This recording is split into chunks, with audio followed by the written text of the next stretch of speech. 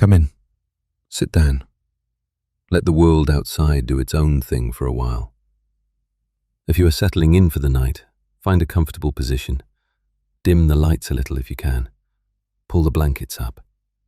Let the noise of the day fall away, because tonight we are going somewhere very specific, very old, and very real. And I would like you to be comfortable before we get there. Tonight we are going to a palace. A real one, not a fairy tale palace with golden turrets and singing birds. A palace built from red brick, set along the Thames in the English countryside, surrounded by deer parks and formal gardens and the faint smell of the river at low tide. The year is 1537. The palace is Hampton Court. And somewhere deep inside it, behind doors that have been bolted shut, in a room where daylight has been deliberately blocked out, a woman is about to bring a life into this world. She is a queen.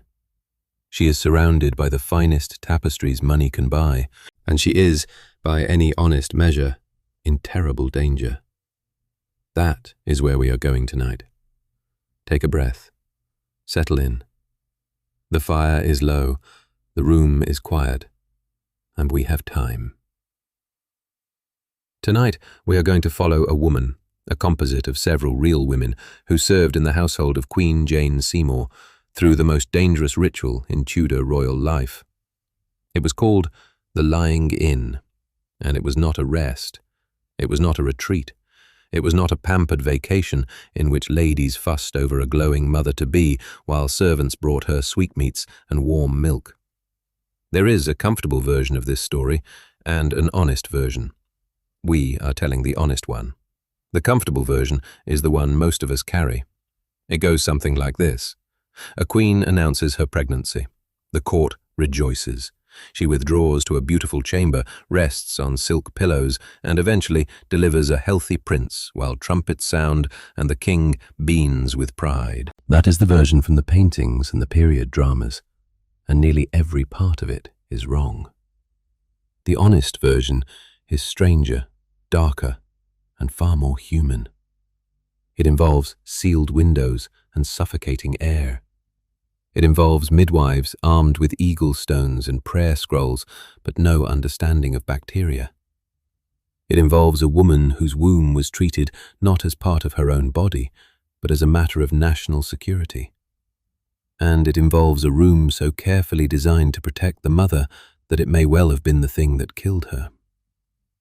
Before we go any further, if this kind of evening suits you, if you like settling in with history that feels like a place you can visit rather than a list to memorize, would you take a moment to subscribe? It costs nothing, but it helps more than you might think, and it means we can keep making these. And if you feel like it, tell me in the comments where you are tonight and what time it is where you are. I always read them. Wherever you are, I am glad you are here. Now, let us go to Hampton Court. Let us go to 1537. The autumn air is cooling, the leaves along the Thames are beginning to turn, and inside the palace, the preparations have already begun. It is September, and the mornings have that particular sharpness that comes when summer is letting go of England reluctantly, as if it knows what is coming.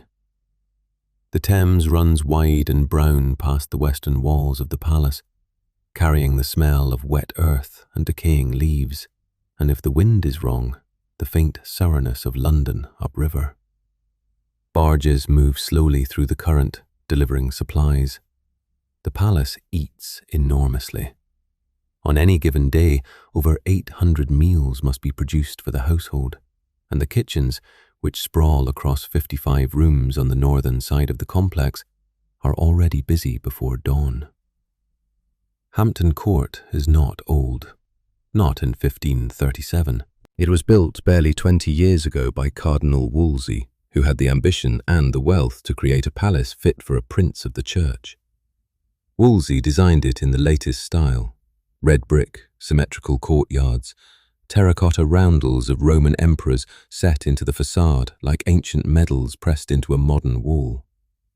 The chimneys are ornamental, twisted into decorative spirals, and the roofline is a forest of them, more than 100, each one a small monument to the scale of what lies beneath. When Wolsey fell from the king's favour in 1529, he gave Hampton Court to Henry as a gift. It did not save him. He died the following year, but the palace survived, and Henry poured money into it with the same relentless energy he brought to everything. He expanded the kitchens.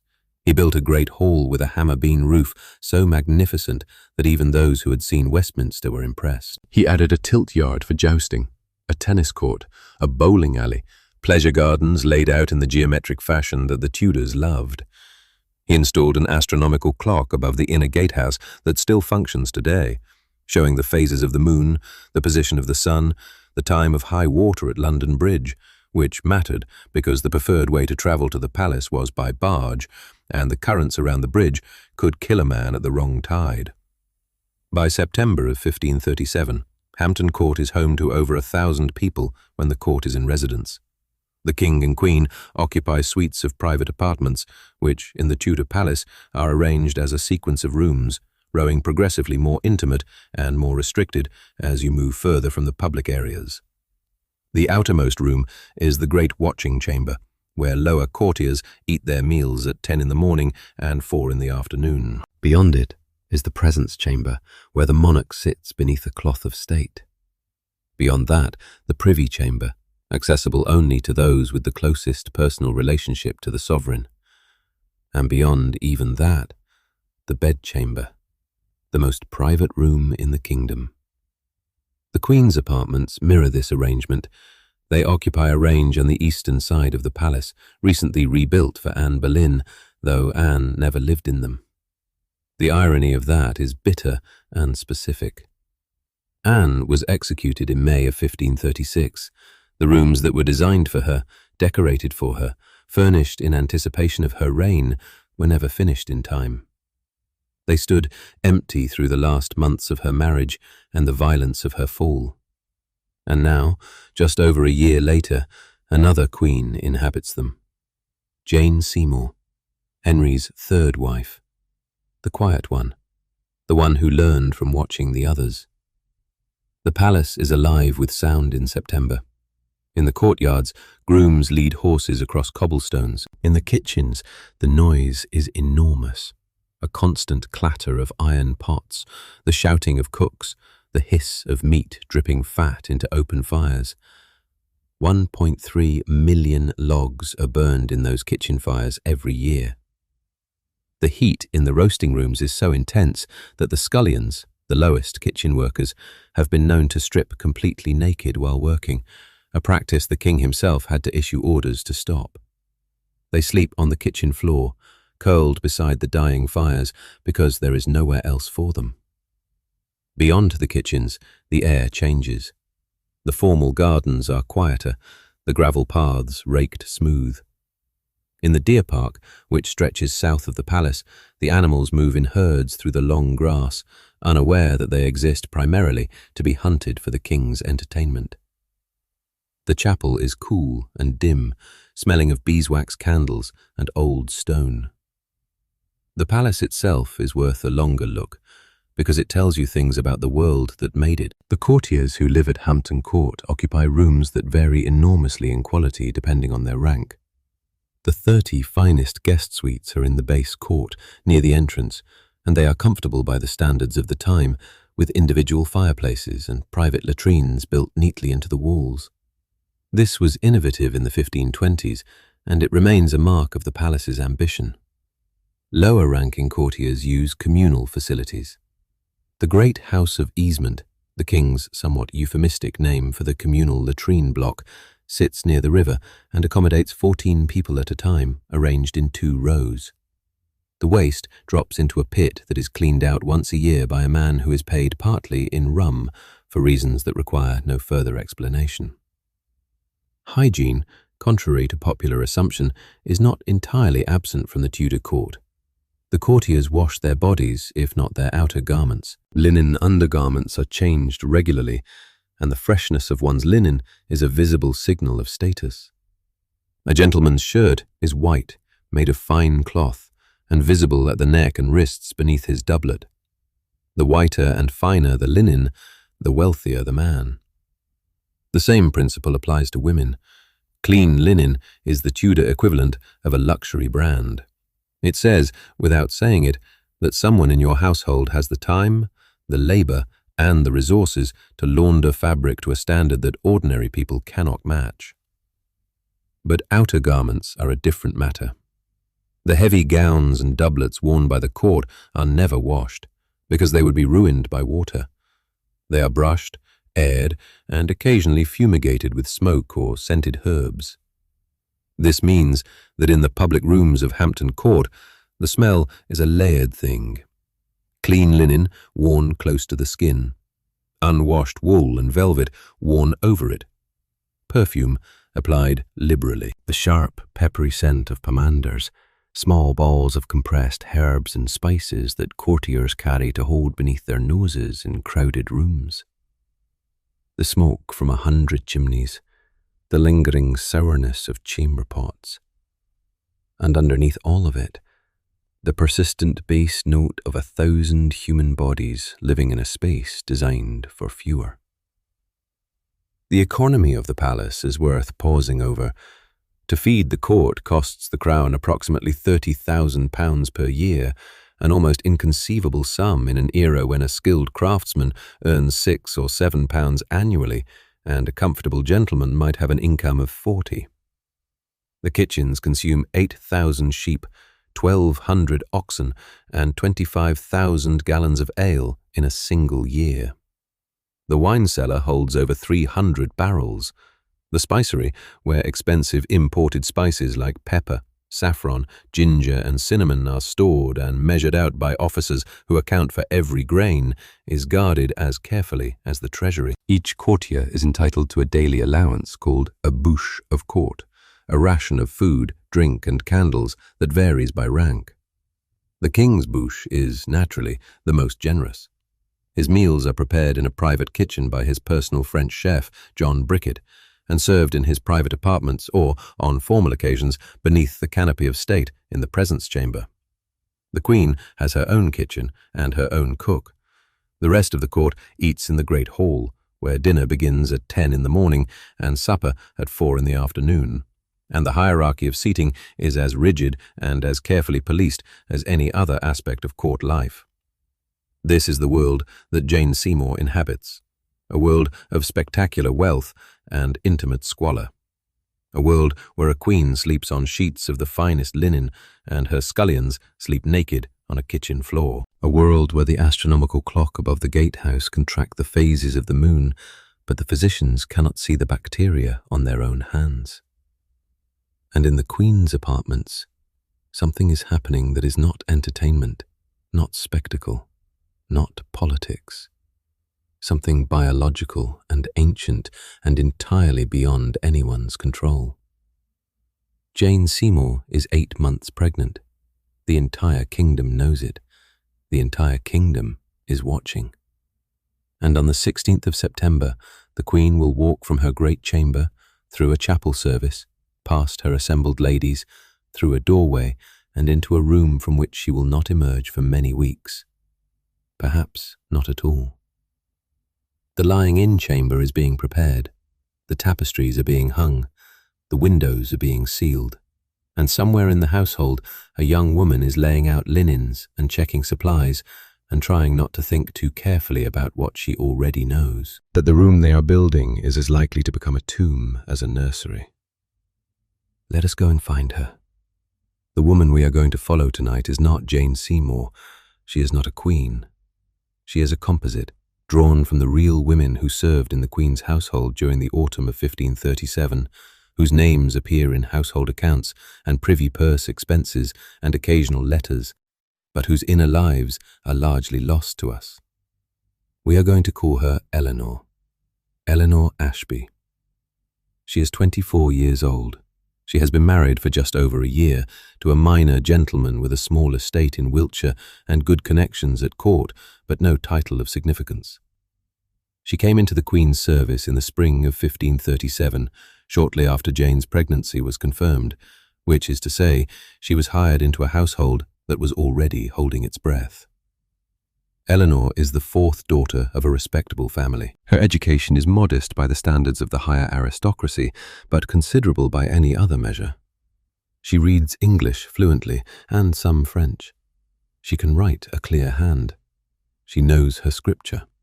She can sew with precision, manage household accounts, and carry herself with the particular blend of modesty and competence that the Tudor court demands of women who serve in close proximity to the Queen.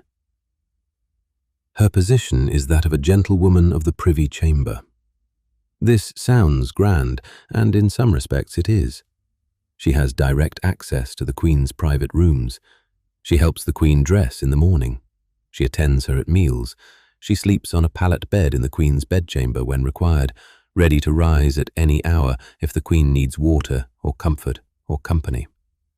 She is, in a sense, a combination of personal assistant, companion, and nurse. But the position also means that Eleanor's body is not entirely her own. Her schedule is the Queen's schedule. Her rest is contingent on the Queen's rest. Her meals are taken when the Queen's meals are taken, which means she eats what is available, when it is available, and sometimes not at all. She wears what the Queen's household regulations dictate. Jane Seymour, unlike her predecessor, insists on the traditional English gable hood rather than the French fashions that Anne Boleyn preferred, and so Eleanor wears the gable hood, and its stiff, heavy frame presses against her temples by the end of the day.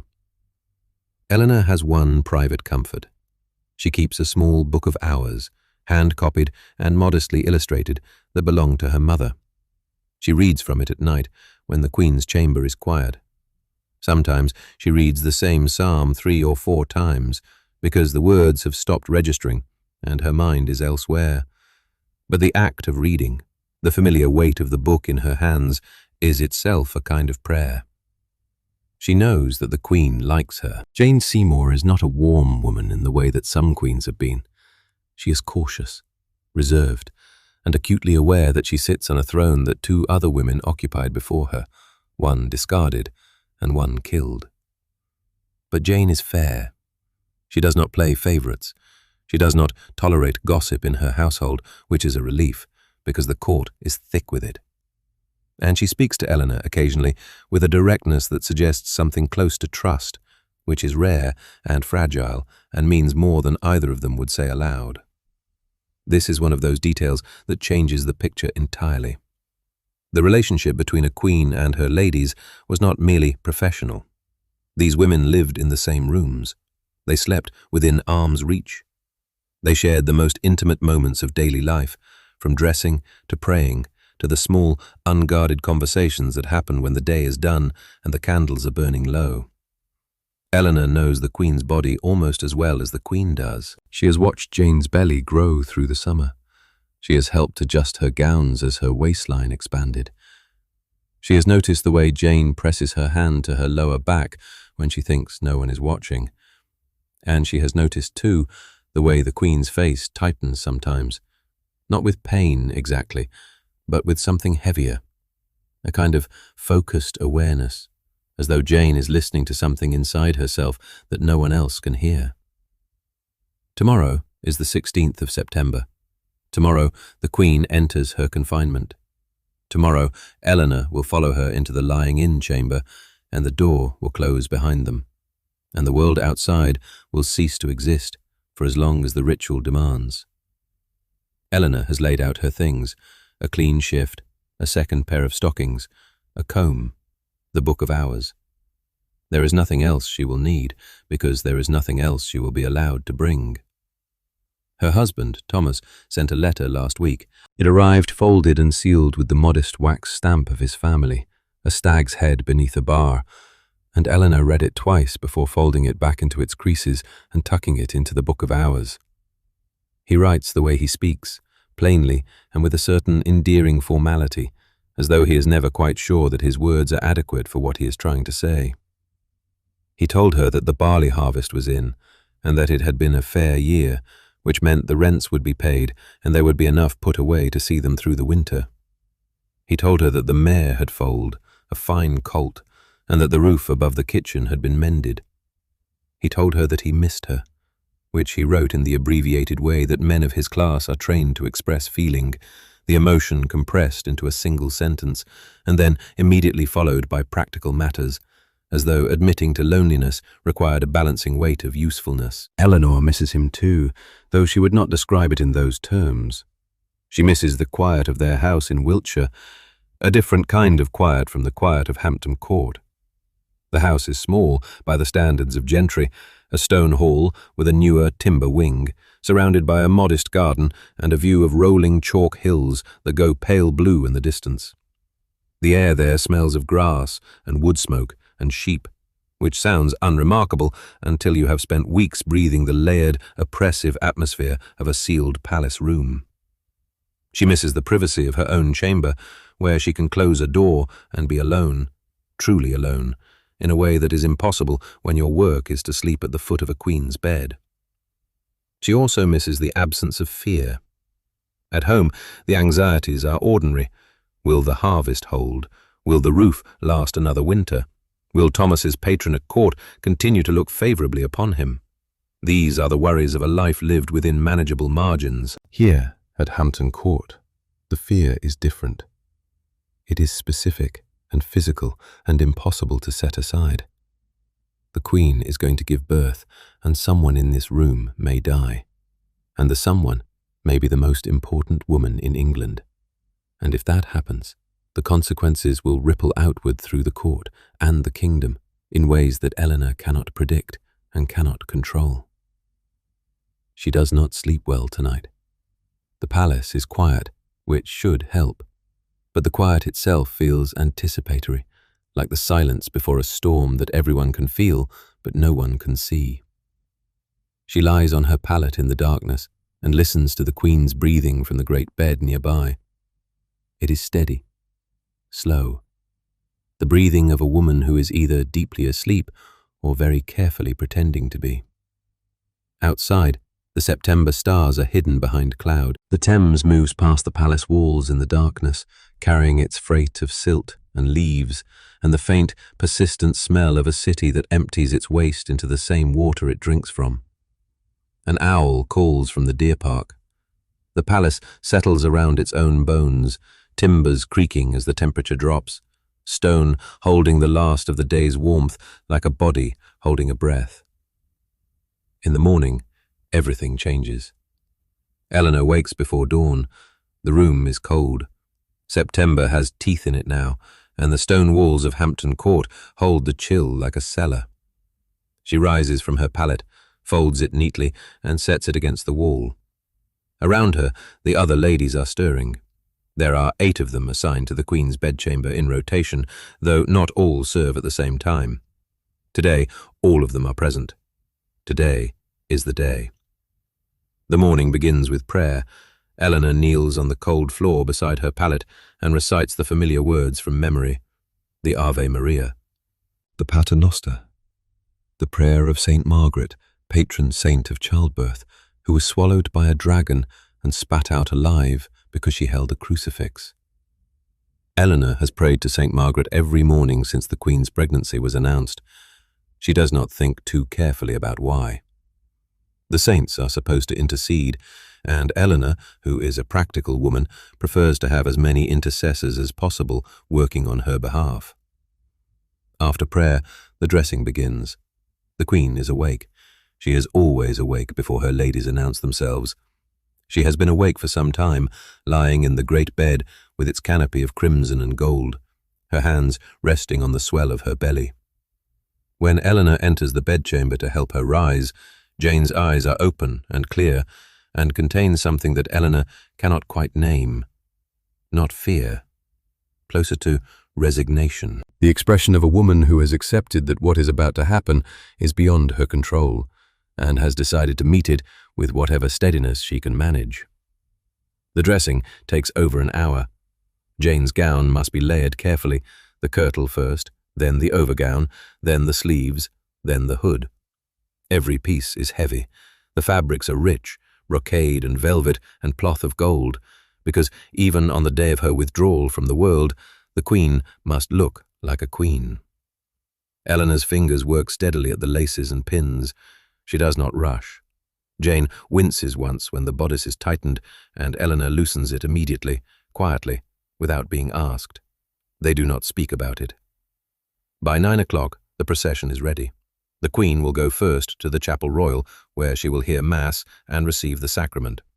This is required by the ordinances laid down by Margaret Beaufort, the King's grandmother, nearly 50 years ago. Margaret Beaufort was a woman who understood spectacle and ceremony with an almost architectural precision.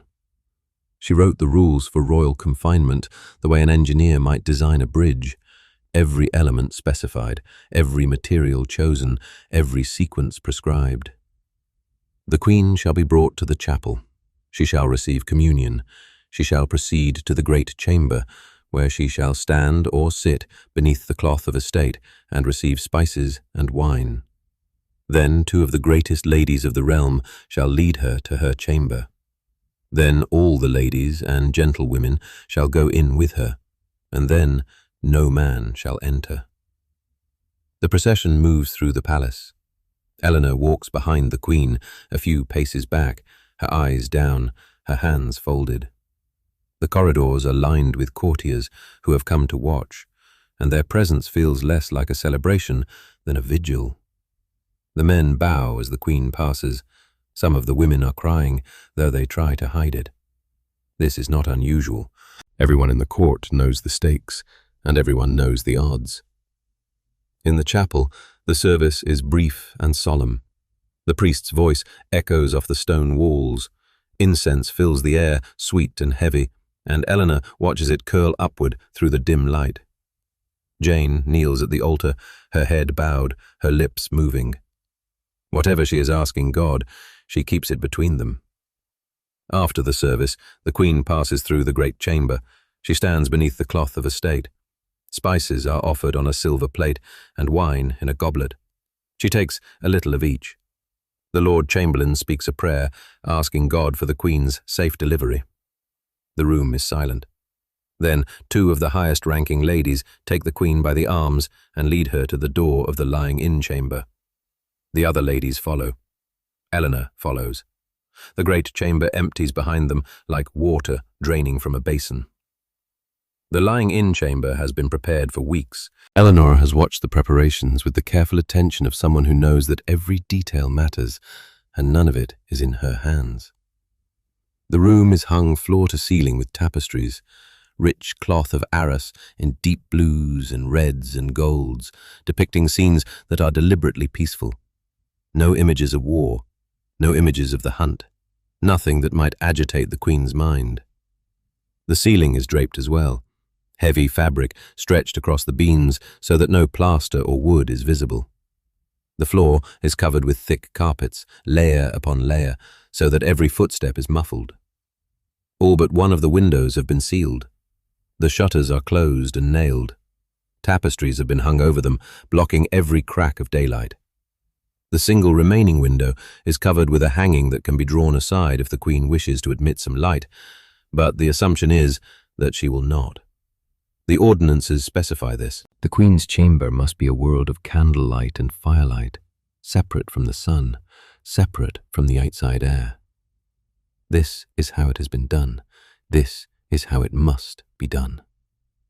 Eleanor steps through the door. The air inside is already different, warmer, thicker. The fire has been burning since morning, and the smoke has mingled with the perfumes that have been scattered on the coals. Rosewater and cloves, and something musky that Eleanor cannot identify. The combination is intense. Within minutes, her head feels heavy, and she has to remind herself to breathe steadily through her mouth. Behind her, the door closes.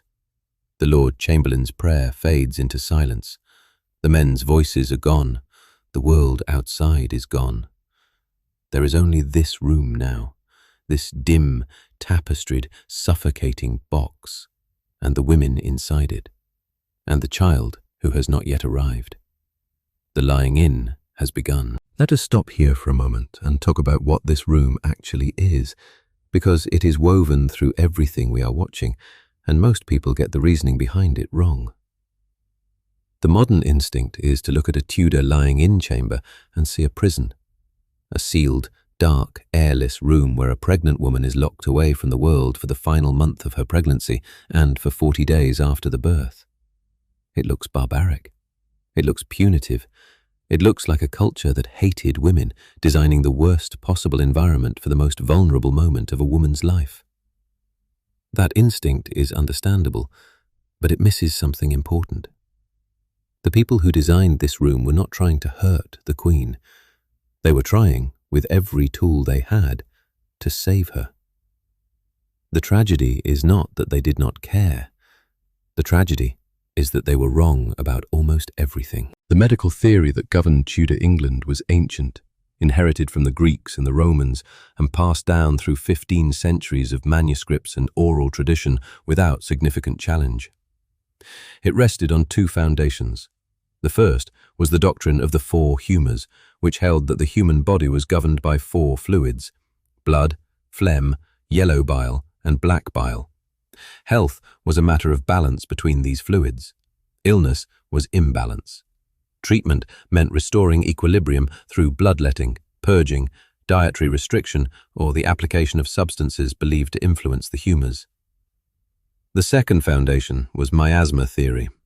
This was the belief that disease was caused by bad air, by corrupted atmosphere that carried invisible poisons into the body through the nose and the lungs. The word malaria comes from the Italian mala aria, which means bad air. And that etymology tells you everything about how deeply this idea was embedded in the European understanding of illness. Swamps were dangerous because the air above them smelled foul. Plague spread through cities because the crowded streets produced noxious vapors. Wounds festered because the air around them was somehow corrupt. If you believed in miasma theory, and in 1537 virtually everyone did, then the logic of the lying-in chamber made perfect sense. Outside air was a threat. Wind carried disease. Drafts could introduce invisible poisons into the room where the Queen and her unborn child were at their most vulnerable. Therefore, you sealed the room. You blocked the windows. You hung heavy tapestries over every surface to trap the air and prevent drafts. You burned aromatic substances on the fire: rosemary, cloves, frankincense, juniper, because the pleasant smell was believed to purify the atmosphere and ward off corruption. You were not trapping the Queen in a suffocating box. You were building her a fortress against an invisible enemy. The irony is almost unbearable. The enemy was invisible, yes, but it was not in the air. It was on the hands of the women who attended her. It was in the linens. It was in the unwashed instruments. It was in the warm, stagnant, oxygen-poor environment that the sealed room created. An environment that was perfect for the growth of the very bacteria that would eventually kill the Queen. They built the safest room they could imagine, and it was a breeding ground. Now, here is where most depictions of this period miss the reality. The lying-in chamber was not a bare cell, it was spectacular. The tapestries alone were worth a fortune. Margaret Beaufort's ordinances specified that the chamber should be hung with rich cloth of Arras on the sides, the roof, and the windows. A royal bed was placed at the centre with a canopy and curtains. The floor was covered with carpets. A cupboard was set up and covered with the same fabric as the walls, creating a visual unity that was meant to signal wealth, stability, and divine favour. There was also a pallet bed, a simpler bed set beside the royal bed where the Queen would actually give birth. The pallet had a mattress stuffed with wool rather than straw, which was a luxury. It was covered with hundreds of yards of blue velvet and cloth of gold. Near it stood an altar laden with religious relics so that Mass could be said within arm's reach of the labouring Queen. The sensory experience of being inside this room for weeks at a time is worth trying to imagine, because it is central to understanding what these women endured. With the windows sealed and the fire burning constantly, the temperature would have risen significantly. The tapestries trapped heat against the walls, the carpets insulated the floor. The air would have been warm and damp, thick with wood smoke and perfumed vapors, and the smell of bodies. 8 to 12 women lived in this room around the clock. They slept on pallets on the floor. They ate meals that were brought to the door by male servants who were forbidden to cross the threshold. They used chamber pots that were emptied discreetly by the lowest-ranking women in the household. The only light came from candles and the fire. On a bright autumn day, the room would have been darker than most modern bedrooms are at night. The Queen was expected to remain in bed for much of the day, though she could rise and sit in a chair if she wished. Her ladies attended her in shifts, but the chamber was always occupied. There was no privacy for anyone, which meant there was no privacy for the Queen during the most intimate physical experience of her life. And all of this, every sealed window and burning herb and heavy tapestry, was done with the sincere belief that it was protecting her. There is more to understand here. The lying in was not only a medical event, it was a political one, and a religious one, and a social one, all layered together into something that modern categories struggle to separate. Politically, the lying in was a statement of legitimacy. The sealed chamber, the witnesses, the carefully prescribed rituals, all of it served to establish beyond any doubt that the child born inside that room was the Queen's child, and, by extension, the King's heir. In an era without DNA testing, without photographs, without any of the tools that modern societies use to verify identity, the chain of custody of a royal infant had to be maintained through ceremony and the testimony of trusted witnesses. The ladies of the bedchamber were not merely servants, they were guarantors of the succession.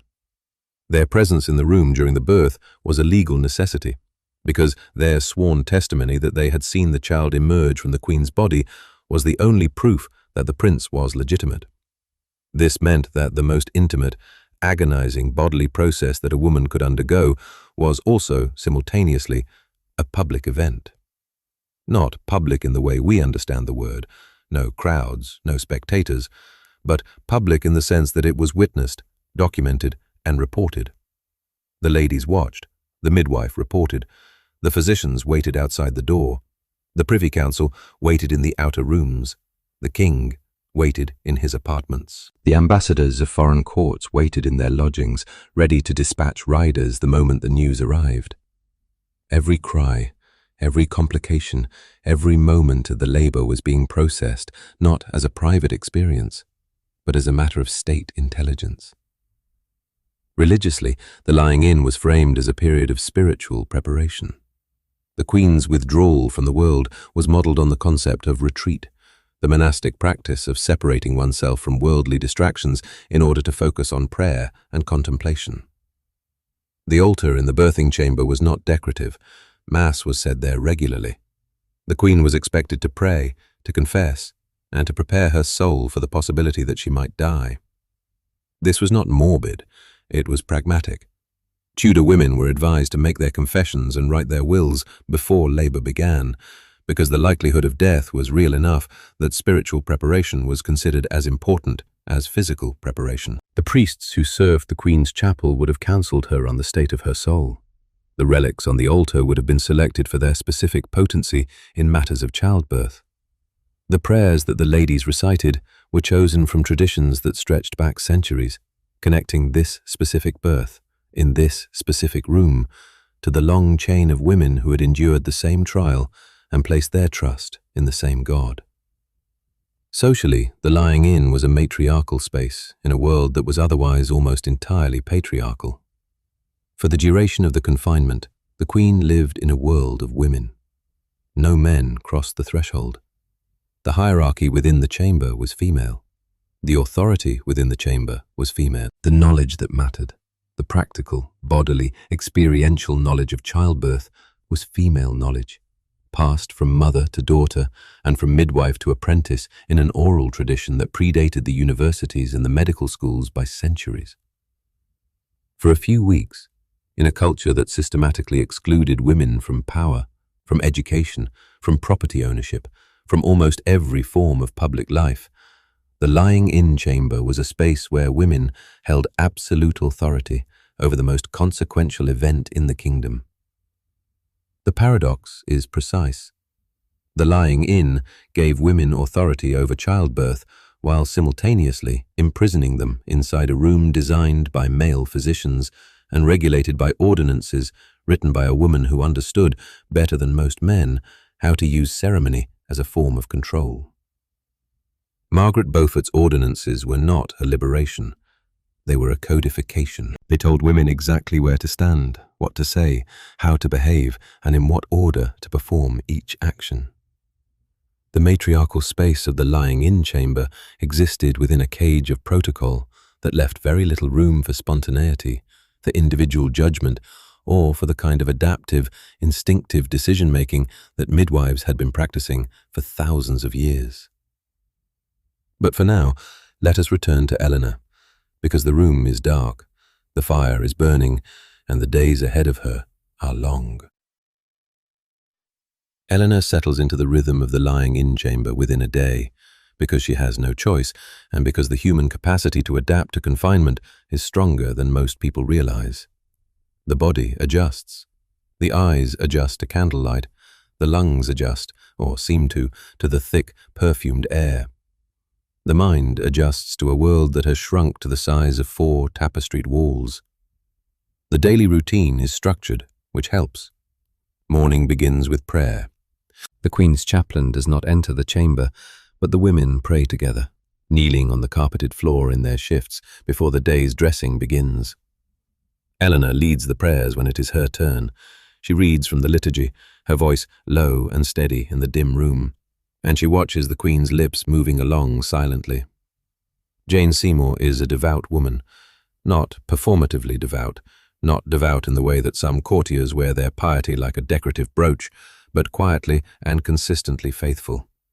She prays because she believes it works, and Eleanor, watching her, finds herself believing it too, or at least wanting to. After prayers, the dressing. In the lying-in chamber, the Queen does not wear her full court gown. The elaborate kirtle and overgown and hood are set aside in favor of simpler garments. A loose gown of rich fabric, unfastened at the waist to accommodate her belly, and a linen cap rather than the heavy gable hood. Eleanor helps with the laces, her fingers moving with practiced care. She notices that Jane's ankles have begun to swell, a common complaint this late in pregnancy, and she keeps this observation to herself, because there is nothing to be done about it, and because pointing it out would only add to the burden of a woman who is carrying enough. Meals are brought to the great chamber door at regular intervals. The women officers who receive the food, women appointed specifically for the lying-in because no men are permitted inside, carry it to the Queen's table. The food is good, by Tudor standards: bread, ale, meat in various preparations.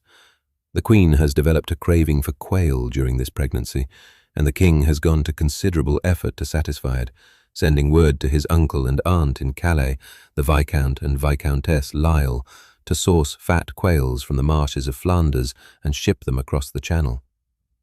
This detail is small, but revealing. Henry is not indifferent to Jane's comfort.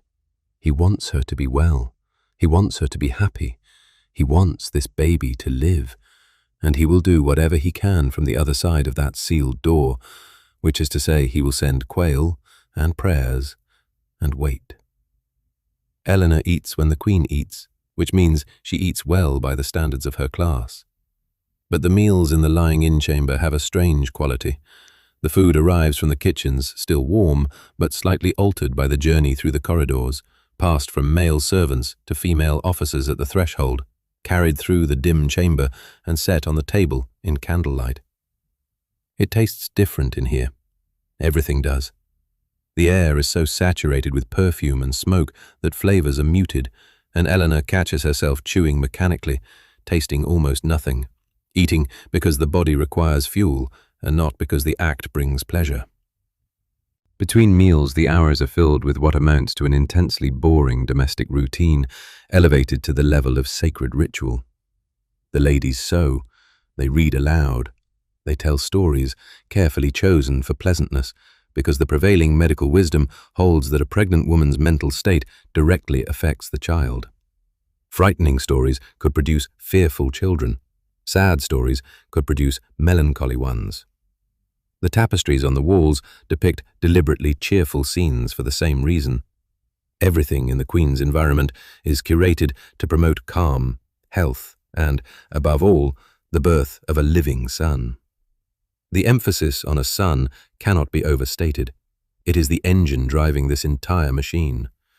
Henry VIII has been king for 28 years. He has married 3 times. He has broken with Rome, dissolved the monasteries, and restructured the entire religious and political life of England in pursuit of one objective: a male heir. Catherine of Aragon gave him a daughter, Mary. He spent 20 years married to Catherine before annulling the marriage and declaring Mary illegitimate. Anne Boleyn gave him another daughter, Elizabeth. He spent 3 years married to Anne before accusing her of adultery and treason and having her head cut off on Tower Green on the 19th of May, 1536. And now Jane. Quiet, careful, obedient Jane. She has done nothing provocative, nothing controversial, nothing that would give the king reason to doubt her. She has simply become pregnant, and in so doing, she has placed herself at the center of the most consequential biological event in English political life. If Jane delivers a healthy boy, she will have done what no other woman has managed. She will have given Henry his dynasty. She will be safe. If Jane fails, if the child is a girl, or if the child does not survive, or if Jane herself does not survive, then everything begins again. Another marriage, another wife, another round of hope and dread and the slow, terrible machinery of Tudor succession grinding forward. Jane knows this. She does not speak about it. But Eleanor, who sleeps within arm's reach of the Queen, has heard her whispering prayers in the dark hours of the early morning, and the prayers are not for comfort. They are for the child to be a boy. The midwife arrives in the 2nd week of the lying in. Her name does not survive in the records, which is itself a kind of story.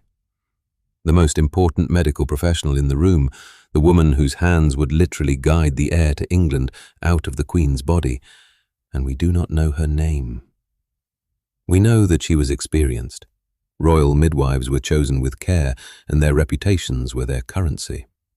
Alice Massey, who had served Elizabeth of York, had been celebrated for never losing one of the Queen's babies and was richly rewarded from the state coffers. The midwife attending Jane Seymour would have been selected with similar care, vetted by the King's physicians, approved by the Privy Council. But the midwife's knowledge, however vast by the standards of the time, was built on a foundation that could not support what she was being asked to do. She knew how to comfort a labouring woman. She knew how to position the mother on the birthing stool or the pallet. She knew the prayers and the breathing techniques that had been passed from generation to generation of women who attended births. She knew which herbs could ease pain, which potions could speed labour, which poultices could reduce swelling. What she did not know, because no one on earth knew it yet, was that invisible organisms existed. She did not know that her own hands, unwashed between patients, could carry death from one woman to the next. She did not know that the warm, moist, oxygen-starved air of the lying-in chamber was precisely the kind of environment in which bacteria thrived. She did not know that the cloths she used to clean the Queen during labour, if contaminated, could introduce an infection directly into the open wound of the womb. She carried remedies that she believed in, genuinely and completely. Eagle stones, smooth, rounded pebbles found in the nests of eagles, which were thought to aid delivery when placed on the mother's thigh. Ground pearls, mixed into a drink because pearls were precious and purity was associated with health. Jasper stones, worn close to the skin, believed to prevent hemorrhage. And for the most desperate moments, there was the relic.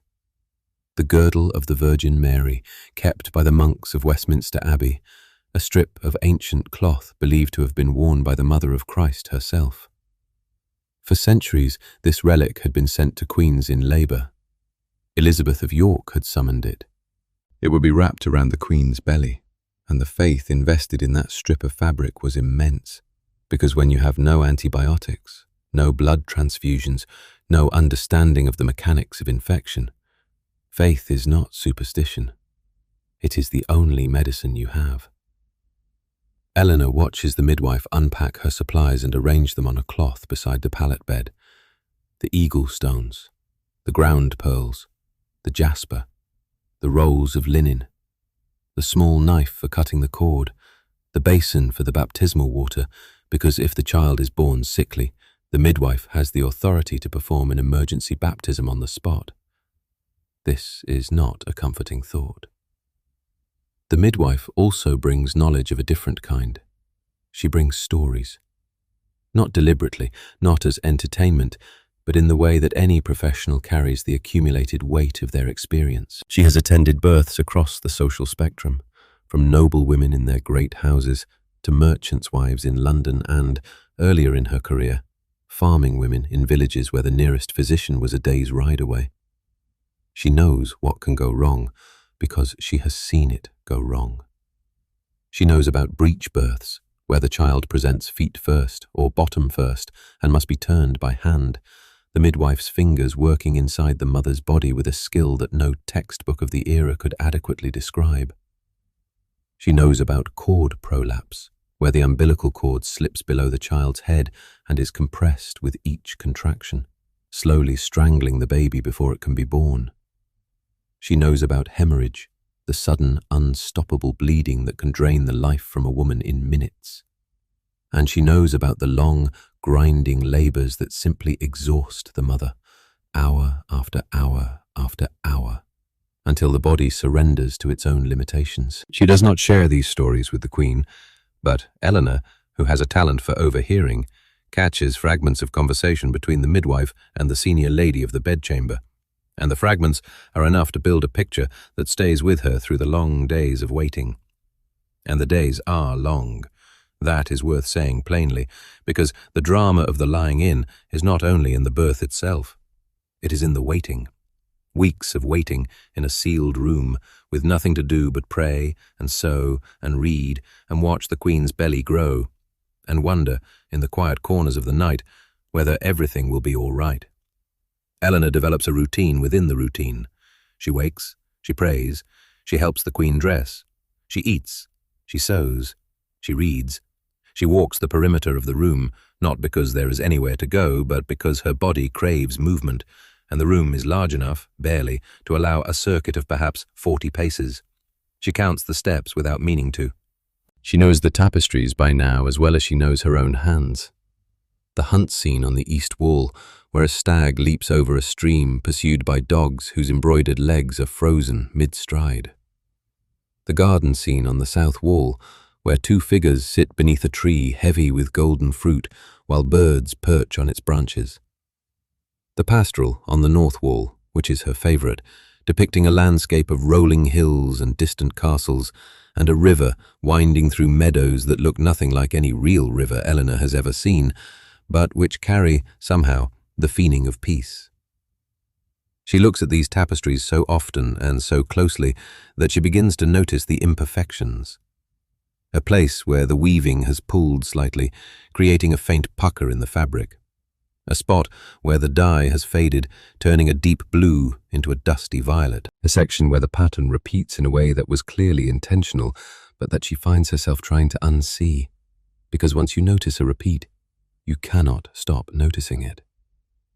These are the observations of a mind that has too little to occupy it and too much time in which to be occupied. The other ladies fill the hours differently. Some of them sew with genuine absorption, producing work of remarkable quality. Altar cloths and handkerchiefs and small devotional pieces embroidered with silk thread in colours that glow even in candlelight. Some of them talk, keeping their voices low, trading news from outside the chamber that arrives through the women officers who bring the meals. The court is still functioning beyond the sealed door. The Privy Council meets, ambassadors come and go, the king hunts in the deer park and plays cards in his privy chamber, and attends to the business of running a kingdom that does not stop simply because its queen is confined. The news that filters into the lying-in chamber is carefully edited. No one brings bad news to a pregnant queen. No one mentions death or sickness or the periodic outbreaks of sweating sickness that terrorize the court. The conversation is relentlessly pleasant, which gives it the slightly artificial quality of a room where everyone is performing normalcy while thinking about something else entirely. One of the ladies, a woman named Marjorie, keeps a small lute tucked beside her pallet, and in the evenings, when the Queen is resting and the fire has burned down to coals, she plays quietly. The sound is thin in the heavy air, muffled by the tapestries and the carpets, but it is the most human thing in the room, and Eleanor finds herself listening for it the way you listen for birdsong when you have been indoors too long. The tunes are simple, old melodies, the kind of songs that do not have a clear beginning or end, but loop gently back on themselves like the current of a slow river. Marjorie does not play well by court standards, but she plays with a kind of quiet concentration that is its own form of grace. The Queen listens too. Eleanor has noticed that Jane's face changes when the music plays. The careful composure softens. The eyes, which during the day maintain a steady, regal distance, lose their focus and settle into something more private. Whatever Jane is thinking during those moments, it belongs to her, and Eleanor does not try to read it. The days pass. The Queen grows larger, the room grows warmer, the air grows thicker. And outside the sealed windows, October begins. Before we follow Eleanor into the most dangerous days of this story, there is something worth understanding about the political world pressing against those tapestried walls, because the pressure inside the lying-in chamber was not only atmospheric, it was dynastic. The detail just described, the Queen's whispered prayers for a son, opens a door into something larger. Let us walk through it. In 1537, Henry VIII is 46 years old. He is not the lean, athletic prince of his youth. He is heavy now, his body thickened by decades of feasting, his legs troubled by ulcers that will not heal, his temperament sharpened by pain and frustration into something unpredictable. He is a man who has rewritten the laws of God and England to get what he wants, and what he wants is simple, ancient, and biological. A son. The weight of this desire is almost impossible to overstate. It has shaped the last decade of English history more than any war, any treaty, any act of Parliament. Henry's first marriage to Catherine of Aragon lasted 24 years. Catherine was a Spanish princess, intelligent, devout, and, by most accounts, genuinely loved by Henry in the early years. She bore him 6 children. Only one survived infancy, a daughter, Mary. Henry waited years for a son that Catherine could not give him, and when his patience ran out, he did not simply divorce her. He could not. The Pope refused to annul the marriage, so Henry broke with the Pope entirely. He declared himself supreme head of the Church of England. He severed 1,000 years of connection between England and Rome. He dissolved the monasteries, seized their wealth, and destroyed their libraries. He executed those who opposed him, including his own Chancellor, Thomas More. All of this, every burning monastery and severed head, can be traced back to the same root cause. Catherine of Aragon did not produce a living son. Anne Boleyn was supposed to fix this. She was young, vibrant, clever, and fiercely ambitious. Henry pursued her for 6 years before she agreed to marry him, and the kingdom held its breath. In September 1533, Anne gave birth. It was a girl, Elizabeth. The disappointment was enormous, but Henry kept faith. There would be more children. There would be a boy. There was not. Anne suffered a miscarriage in January 1536, reportedly of a male child, and from that moment her fate was sealed. Within 4 months, she was accused of adultery with 5 men, including her own brother. The charges were almost certainly fabricated. She was found guilty, and on the morning of May 19, 1536, she knelt before a French swordsman on Tower Green and died. 11 days later, Henry married Jane Seymour. The speed of that marriage tells you everything you need to know about the desperation driving the Tudor succession. There was no mourning period. There was barely a breath between the blood on the scaffold and the vows at the altar. Henry needed a wife. He needed an heir. And the clock, his own biological clock, the clock of a dynasty that rested on the heartbeat of one aging man, was running out. The numbers are worth pausing over. Henry was 45 when he married Jane. By Tudor standards, he was an old man. The average life expectancy for a male of his class who survived childhood was somewhere around 50 to 55, and Henry's health was already declining. The jousting accident of January 1536, when his horse fell on him during a tournament and he lay unconscious for 2 hours, had left him with a leg that refused to heal properly. The wound became ulcerous. It wept. It smelled. The king's physicians dressed it daily, but could not close it. The pain made him irritable, and his irritability had consequences that travelled outward through the court like ripples from a stone dropped into still water. Courtiers who had once competed for his attention now competed to avoid it. A word spoken at the wrong moment, a glance misinterpreted, a piece of advice that landed badly. Any of these could end a career, or, in the worst cases, a life. And beneath the pain and the irritability and the bloating body of an aging king, there was terror. A specific dynastic terror that Henry rarely spoke of openly, but that informed every decision he made. The Tudor dynasty was 1 generation old. Henry's father, Henry VII, had taken the throne by force at the Battle of Bosworth Field in 1485, and his claim to the crown was, by the standards of legitimate succession, thin. The Tudor right to rule rested not on centuries of royal blood, but on military victory and political skill. If Henry VIII died without a male heir, the dynasty could collapse. The Wars of the Roses, the decades of civil war that had torn England apart in the 15th century, could begin again. Rival claimants could emerge. The great families could choose sides. Blood could flow. This was not abstract political theory. Henry had lived through the consequences of a contested succession. He had watched his father's reign shadowed by pretenders and conspiracies. He understood, with the clarity of a man who sits on a stolen throne, that only a son, a legitimate, healthy, universally acknowledged male heir, could prevent the disaster that haunted his nights. And so the Queen's body became the most important territory in England. Not her mind, not her opinions, not her feelings or her fears, or her private relationship with God.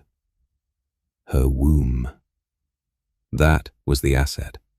That was the national interest. The lying-in chamber, with its sealed windows and its perfumed air and its relics and prayers, was not a medical facility. It was a fortress built around a single, fragile hope. And every person in England, from the privy councillors who drafted contingency plans for the succession to the farmers who prayed for a prince at their local parish churches, was invested in what happened inside that room. Jane entered this marriage with a clarity that the historical record only hints at. She had been a lady-in-waiting to both Catherine of Aragon and Anne Boleyn. She had watched the first queen discarded and the second queen killed. She knew, with the kind of knowledge that settles in the bones rather than the brain, that her survival depended on one thing: a living son. Her family understood this too. The Seymours were minor gentry from Wiltshire, respectable but unremarkable, with a family seat at Wolf Hall in the Savernake Forest. Jane's father, Sir John Seymour, had served in France and at court, but held no title of great distinction. Jane's brothers, Edward and Thomas, were ambitious, capable, and acutely aware that their sister's marriage to the king had catapulted the entire family into a position of influence that they could never have achieved on their own merits. If Jane produced a son, the Seymours would become one of the most powerful families in England. If she did not, they would sink back into the comfortable obscurity from which they had come. The family dynamics around a Tudor queen's pregnancy were ruthless in their transactional clarity. Jane was not merely a wife having a baby. She was a vehicle for the advancement of an entire kinship network. Her brothers, her cousins, her extended family, all of them stood to gain or lose depending on the sex of the child in her womb. This does not mean they did not care about her as a person. It means that caring about her as a person and caring about her as a political asset was so deeply entangled that separating the two was impossible, even for the people who loved her most. There is a story, likely apocryphal but psychologically true, that when Henry courted Jane before their marriage, he sent her a purse of gold coins and a letter. Jane returned the purse unopened and told the messenger that she could not accept gifts from the king, that she had nothing to give him but her honor, and that if the king wished to send her money, she hoped he would wait until God sent her a good match. The gesture was calculated, a deliberate contrast to the sexuality and ambition that had defined Anne Boleyn. Jane was presenting herself as modest, obedient, and chaste. Whether this reflected her true character or a carefully constructed performance is a question that historians have debated for centuries and will likely never resolve. What the story tells us, regardless of its literal truth, is that Jane understood the role she was being asked to play. She understood that the king wanted a wife who was the opposite of Anne Boleyn. Where Anne had been outspoken, Jane would be quiet. Where Anne had been provocative, Jane would be demure. Where Anne had worn French fashions and entertained the court with her wit and her dancing, Jane would wear English gable hoods and run a household of impeccable sobriety. And where Anne had failed to produce a son, Jane would succeed, or die trying. It is that last phrase, or die trying, that echoes most loudly in the lying-in chamber at Hampton Court. Because in 1537, that phrase was not a figure of speech. It was a literal description of the odds. What is not debatable is this. By October of 1537, Jane Seymour is lying in a sealed room at Hampton Court Palace, 8.5 months pregnant, and the weight of English history is resting on her body. If the child in her womb is a girl, the cycle begins again. If the child does not survive, the cycle begins again. If Jane herself does not survive, the cycle begins again. There is no version of this story in which the outcome is merely personal. It is national. It is dynastic. It is, in the most literal sense, a matter of state. And Eleanor, lying on her pallet in the dark, listening to the Queen's breathing, understands all of this. She does not think in terms of policy or succession or the mechanics of power. She thinks in terms of this woman, this Queen, this person she has come to know through the intimate dailiness of shared domestic life, and she hopes, with a simplicity that cuts through all the politics, that the baby will be healthy, and that Jane will survive. Outside the sealed windows, October has arrived. The leaves are falling in the deer park, the Thames is running cold, and inside the chamber, something has changed. It begins on October 9th, or perhaps it began before that, in the slow, invisible tightening of muscles deep within the Queen's body that the midwife calls the preparations, and that modern medicine would call prodromal labor, the early contractions, the body rehearsing what it is about to do. Eleanor notices the change before anyone announces it. She has been watching the Queen for weeks now, studying her movements with the particular attention that proximity and affection produce, and she sees it in the way Jane shifts on the bed, a controlled, deliberate repositioning, as if searching for a comfortable angle that does not exist. Jane's face does not change. She does not cry out. She has been trained by a lifetime of court discipline and by the specific cultural expectation placed on queens in labor to endure without spectacle. The midwife is informed. She comes to the bedside and places her hands on the Queen's belly. She presses gently, feeling for the position of the child, and her face is professionally calm, which is the face that midwives have worn at bedsides for as long as there have been midwives. She says the child is well placed. She says it will not be long. She says these things with the authority of experience, and Eleanor wants to believe her. But it is long. It is very long. The labor of Jane Seymour will last 2 days and 3 nights, 50 hours, perhaps more. The records are not precise about when it began, only about when it ended, and what filled the hours between those 2 points is a kind of suffering that the historical record tends to compress into a single sentence. Her labor was long and difficult. 5 words to contain 2 days of pain. We should not compress it. We should stay in the room. The first day is a slow escalation. The contractions come and go, irregular at first, then settling into a rhythm that the midwife counts by the beats of her own pulse. The Queen lies on the pallet bed, not the great bed of estate, because the pallet is where the actual birth will take place. The mattress is stuffed with wool, which is softer than straw, but still firm enough to provide support. The sheets are linen, changed when they become damp with sweat, which happens often. The ladies attend in shifts, but Eleanor does not leave the room. She cannot. Her position requires her to remain available, and something deeper than duty keeps her there as well. She sits beside the bed. She holds the Queen's hand when the contractions come, feeling Jane's fingers tighten around her own with a grip that is startling in its strength. She offers water. She dabs the Queen's forehead with a cloth that has been soaked in rose water, though the rose water smells so much like the perfumed air of the room that it offers little relief. The midwife works with steady competence. She checks the Queen's progress at intervals, her hands moving beneath the sheets with practiced economy. She offers the Queen a drink of caudle, a warm mixture of ale, eggs, sugar and spices that was the standard fortifying drink for labouring women across all classes in Tudor England.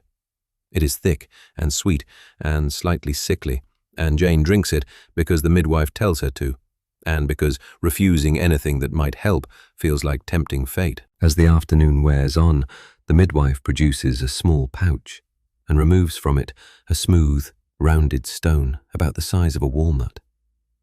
This is the eagle stone. She places it on the Queen's thigh above the knee and secures it with a strip of linen. The stone is warm from being kept near the fire. Its surface is polished smooth by years of handling. Eleanor watches the midwife position it and feels the strange collision of skepticism and hope that defines so much of Tudor medicine. She does not believe the stone will help.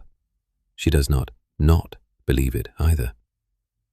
In a room where the air itself is designed around a medical theory that will prove to be wrong, who is she to judge which remedies are real?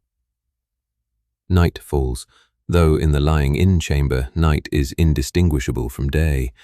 The candles burn, the fire burns, the air is thick and warm and beginning to carry a new smell now, the metallic tang of blood and the sharp animal scent of a body in hard labour. Eleanor's eyes are gritty with fatigue. She has been awake since before dawn, and the dim light and the constant warmth are conspiring to pull her towards sleep, but she fights it. She stays at the bedside. She watches. The second day is worse. Jane's strength is visibly diminishing. The contractions are stronger now, closer together, and between them, the Queen lies very still, conserving whatever energy remains. She has stopped speaking. She has stopped praying aloud. Her lips move occasionally, but no sound comes out, and Eleanor, leaning close, cannot tell whether she is forming words or simply breathing through the pain. The midwife's composure holds, but Eleanor sees something behind it that she does not like. A tightness around the eyes, a slight hesitation in the hands. The baby is not coming quickly enough. The midwife suspects, though she does not say it, that the child may not be ideally positioned. If the child is breech, if it is presenting shoulder first, if its cord is wrapped around its neck, there is almost nothing she can do. There is no surgical option. There is no caesarean section that can be performed on a living woman and have both mother and child survive. In Tudor England, a caesarean is performed only when the mother is already dead or dying, and it is a last, desperate attempt to save the child's soul through baptism. The Queen does not know this, or perhaps she does. Perhaps she has always known it, in the way that women in 1537 know the odds of their own survival, the way a sailor knows the odds of the sea. 1 in 40 women dies in childbirth in Tudor England. That is the number. It sounds almost manageable until you remember that most women are pregnant multiple times in their lives, and each pregnancy resets the odds. Over a lifetime of childbearing, the cumulative risk is staggering. Every woman in this room, including Eleanor, has known someone who died this way. A mother, a sister, a friend, a neighbor. The second night. Eleanor dozes against the side of the bed, her head on her folded arms, and wakes to the sound of voices. The midwife is speaking to the senior lady of the bedchamber in low, urgent tones. Eleanor cannot hear the words, but the tone is enough. Something is happening. It is after midnight now. The candles have burned low and been replaced. The fire has been stoked. The room is unbearably warm, and Jane, on the pallet bed, has entered the final stage of labor. What happens next takes approximately 2 hours, though time in this room has become elastic, stretching and compressing in ways that Eleanor will never be able to reconstruct accurately. The midwife positions herself at the foot of the pallet.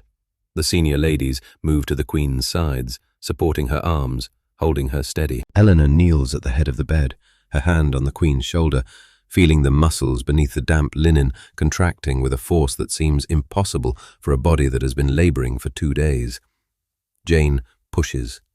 The midwife coaches her, her voice low and constant, a rhythm of encouragement and instruction that has been passed down through generations of women who learned this work not from textbooks, but from other women, at other bedsides, in other rooms that smelled of smoke and sweat and blood.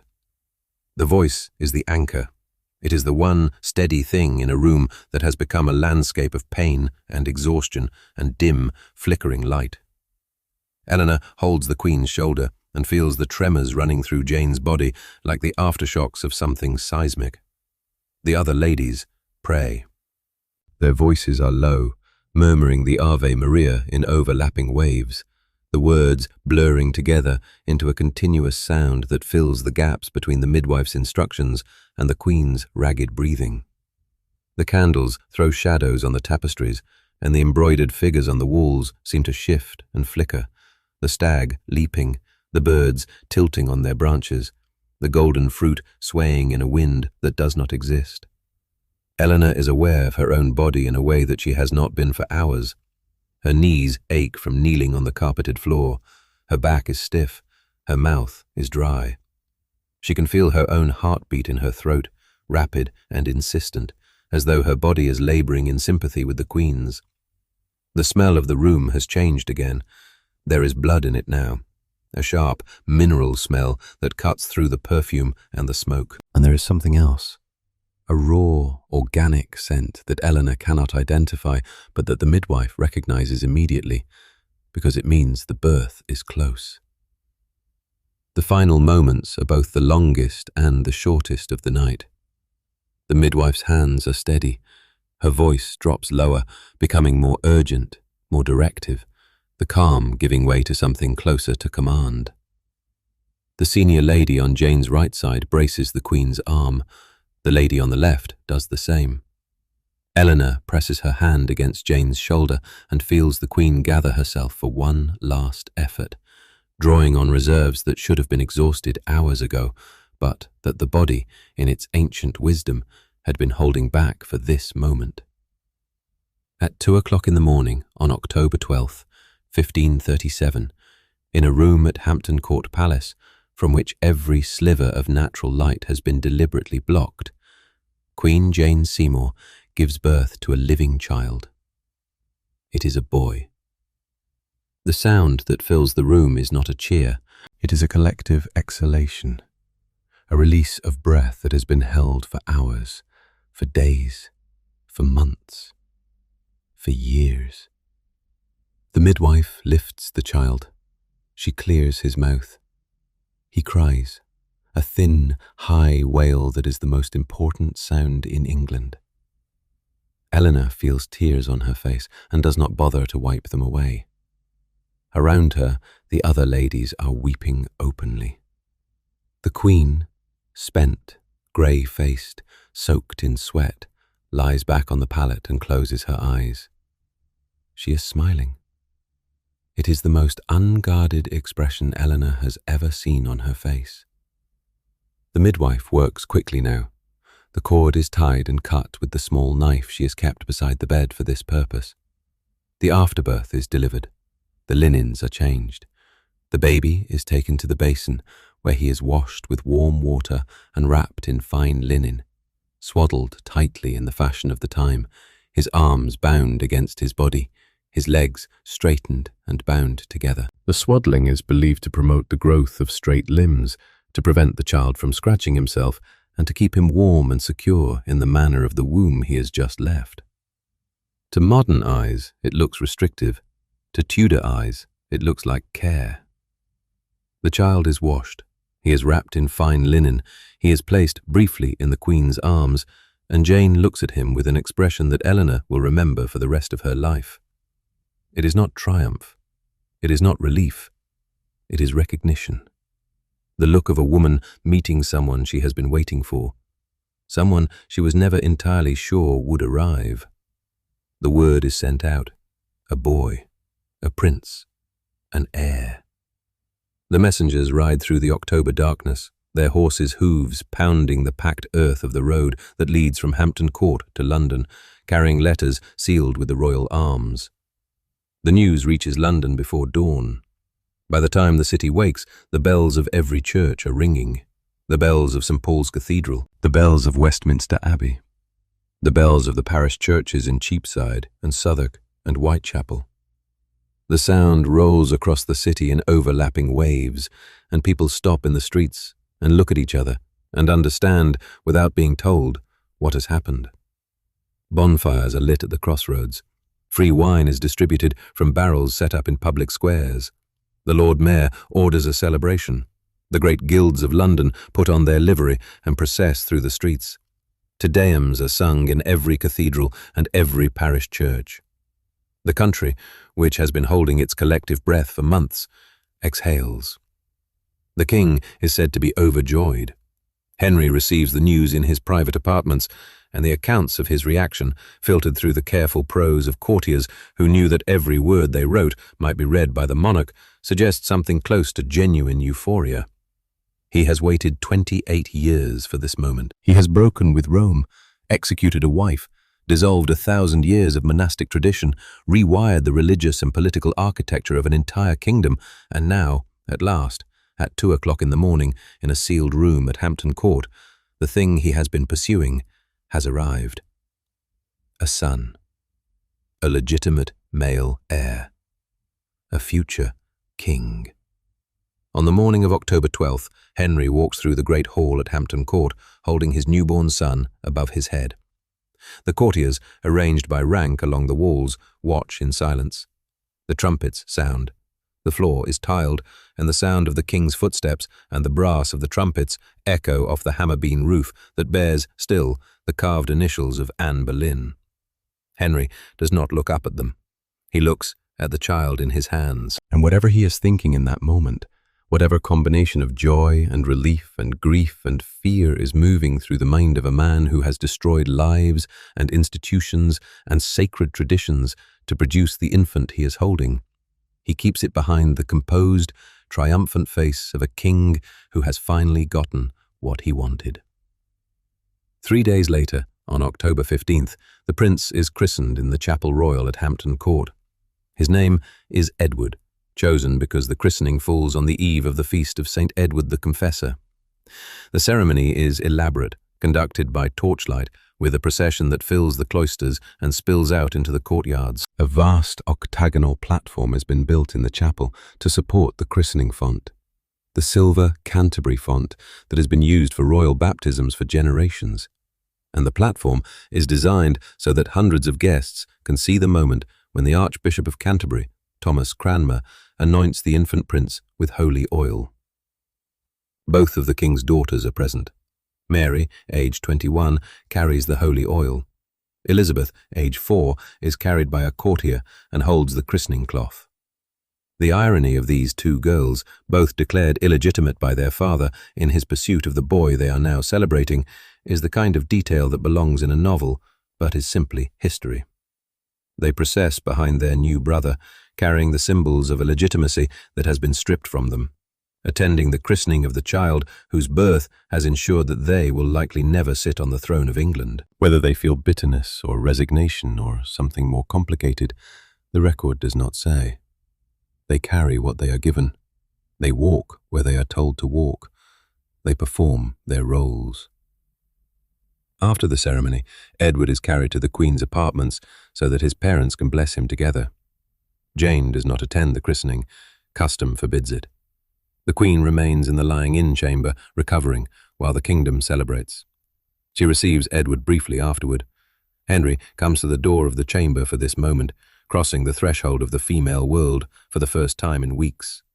He holds his son. He looks at his wife. By all accounts, he is genuinely happy. Jane is smiling. She is sitting up in bed. She has taken food. She appears to be recovering. She is not. This is the part of the story that rarely gets told, and the part that matters most. Because surviving the birth was only half the battle, and the real danger was already inside the room, invisible, silent, and lethal. Let us spend some time here, because what happens next changes the picture entirely. Puerperal fever. The name comes from the Latin word puer, meaning child. It is an infection of the uterus that occurs during or shortly after childbirth, caused by bacteria entering the body through the wound left by the separation of the placenta from the uterine wall. In modern medicine, it is treatable with antibiotics and almost never fatal in developed countries. In Tudor England, it was a death sentence. The bacteria that cause puerperal fever, most commonly group A streptococcus, are not airborne. They do not come through windows. They are not carried by drafts or foul-smelling winds. They are transmitted by contact, by hands, by cloths, by instruments, by anything that touches the birth canal during or after delivery. The midwife's hands, the linens used to clean the Queen, the basin, the bedding. Any of these could carry the organisms that, once introduced into the warm, blood-rich environment of the postpartum uterus, multiply rapidly and produce a systemic infection that the body, weakened by days of labor, cannot fight. The sealed room that was designed to protect the Queen was, in biological terms, a perfect incubator. The warm air encouraged bacterial growth. The lack of ventilation meant that the carbon dioxide exhaled by a dozen women built up in the atmosphere, replacing oxygen and creating an environment of chronic, low-level suffocation that would have weakened every immune system in the room. The heavy tapestries and thick carpets, impossible to wash, harbored organisms in their fibers. The chamber pots, emptied discreetly but never sterilized, added to the bacterial load. Everything that was supposed to make the room safe made it more dangerous. Jane Seymour showed no signs of illness for the first 2 days after the birth. She sat up in bed. She received visitors through the door. She blessed her son at the christening. She appeared tired, but well. On October 14th, 2 days after the birth, something changed. The records are vague about exactly when the fever began, because Tudor record-keeping was meticulous about ceremony and frustratingly imprecise about symptoms. What we know is that Jane became ill. She developed a fever. She experienced pain. Her attendants were concerned. The king's physician, Sir William Butts, was summoned. This was unusual. The lying-in chamber was supposed to be an exclusively female space, and the presence of a male doctor was a deviation from protocol that signals the severity of the situation. Butts examined the Queen and would have prescribed the standard treatments of the era: bloodletting, perhaps, herbal poultices, rest, prayer. He had no antibiotics. He had no understanding of the mechanism that was killing her. He was one of the most learned medical men in England, and he was useless. The days that followed were a slow decline. Jane's fever rose and fell in the irregular pattern characteristic of sepsis. There were moments when she appeared to rally, when her temperature dropped and her colour improved, and the women around her allowed themselves to hope.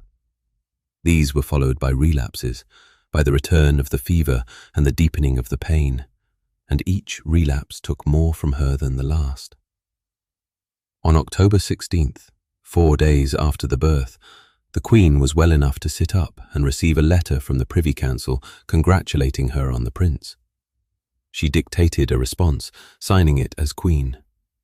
The handwriting, which was shaky even by the standards of Tudor penmanship, suggests that the effort cost her more than she would have admitted. The letter was formal, gracious, and brief. It said what a queen was supposed to say, and it said nothing about the fever that was beginning to build behind her eyes. By October 18th, the rallying had stopped. The fever settled in like a guest who refuses to leave, burning steadily through the hours without the dramatic peaks and valleys of the earlier days. Jane stopped sitting up. She stopped dictating letters.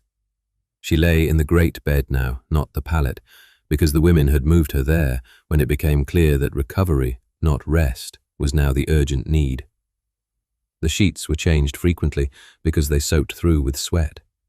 The fire was kept burning because the medical theory of the time held that sweating was the body's way of expelling illness and should be encouraged. This was, of course, the opposite of what she needed. A body fighting sepsis needs fluids, rest, and coolness. They gave her heat, bloodletting, and prayers. Sir William Butts bled the Queen on at least one occasion during her decline, drawing what he judged to be the correct amount of blood from a vein in her arm. The logic was impeccable by the standards of the humoral system. The fever indicated an excess of hot, wet humours. Blood was hot and wet. Therefore, reducing the volume of blood in the body would restore balance and reduce the fever. The fact that the Queen was already weakened by 2 days of labour and 12 days of postpartum recovery, that her body desperately needed every drop of blood it could retain to fight the infection ravaging her uterus, did not enter the calculation. It could not. The framework did not allow it. Eleanor stayed in the room. She had barely left it for a month, and now, with the Queen worsening, she could not leave at all. She slept in fragments, waking to check on Jane, listening for changes in the rhythm of her breathing. She held the Queen's hand when the fever was high, and the Queen's hand was burning, dry and papery and frighteningly hot. There is a particular kind of intimacy that comes from nursing someone through a serious illness. It is different from the intimacy of friendship or marriage. It is physical, bodily, immediate. You learn the smell of the sick person's breath. You learn the temperature of their skin at different hours of the day. You learn the way their eyes change when the pain rises, a subtle tightening around the corners that precedes, by a few seconds, the contraction of the whole face. Eleanor knew Jane Seymour's body in this way, in the way that only a caregiver can know another person, and the knowledge was terrible, because it meant she could track the decline with a precision that no court record captures. By October 20th, 8 days after the birth, Eleanor knew. She did not say it to anyone. She did not admit it to herself in words, but she knew, in the part of the mind that processes information before the conscious brain has agreed to receive it, that the Queen was dying. The signs were cumulative: the fever that would not break, the deepening pallor, the way Jane's breathing had changed, becoming shallower, more effortful, with pauses between breaths that lasted a beat longer than they should. The way the Queen's eyes, which had been so clear and steady even during labour, were beginning to lose their focus, drifting across the room without settling, as though the tapestries and the candles and the faces of the women around her were becoming indistinct, bleeding into one another like colours in water. The midwife knew too. Eleanor saw it in her face. The professional composure was still there, maintained with the discipline of long practice, but beneath it was something that Eleanor recognized because she felt it herself.